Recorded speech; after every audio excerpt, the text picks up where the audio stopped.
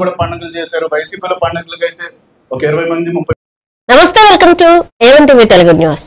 అన్నమయ్య జిల్లా రాజంపేటలో సిపిఎం జిల్లా కమిటీ సభ్యులు చిట్వేలి రవికుమార్, పందికాళ్ల మణి ముఖ్యమంత్రిగా నారా చంద్రబాబు నాయుడు ఎన్నికల హామీలు నెరవేర్చారని డిమాండ్ చేశారు. స్థానిక ఆర్ఎండ్బి బంగ్లాలో విలేకరుల సమావేశంలో మాట్లాడుతూ ఎన్నికల సమయంలో రాజంపేటను జిల్లా చేస్తామని, అన్నమయ్య ప్రాజెక్టు పునర్నిర్మిస్తామని, మెడికల్ కాలేజీ మంజూరు చేస్తామని ఇచ్చిన హామీలు ఇంకా నెరవేరలేదని విమర్శించారు. ప్రాజెక్టు కొట్టుకుపోవడంతో వేలాది మంది రైతులు, గ్రామ ప్రజలు త్రాగునీటి సమస్యతో తీవ్ర ఇబ్బందులు పడుతున్నారని ఆవేదన వ్యక్తం చేశారు.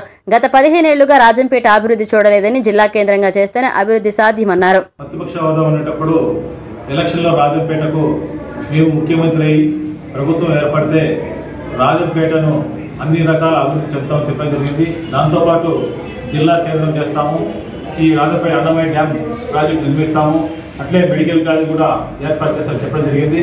కానీ ఈరోజు దాదాపు 2 సంవత్సరాలు అవసరం ప్రభుత్వం ఏర్పడి ఇప్పుడు జిల్లా కేంద్రం కానీ అన్నమయ్య డ్యామ్ కానీ పై కూడా స్పష్టత రాలేదు.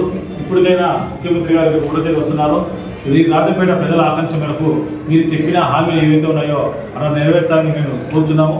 ప్రధానంగా అన్నమయ్య డ్యామ్ కొట్టుకుపోయి ఈరోజు నీటి మట్టం లేకుండా రైతాంగం ఈ మండలంలో పూర్తిగా నష్టపోయారు. వాళ్ళందరూ కూడా ఆదుకోవాలని చెప్పి ప్రభుత్వాన్ని కోరుతున్నాం. దాంతోపాటు పట్టణ ప్రాంతాల్లో ప్రజలు కూడా నీటి వసతి తక్కువైంది. అన్నమయ్య డ్యామ్ వల్లే నీటి కూడా ఈరోజు సాగుతుంది. అన్నమయ్య డ్యామ్ కట్టకపోతే రాజంపేట ప్రజలు కూడా తీవ్రంగా నష్టపోవాల్సి వస్తుందని చెప్పి ప్రభుత్వాన్ని మేము కోరుతున్నాం. వెంటనే మీరు ఇచ్చిన హామీని అమలు చేయని చెప్పి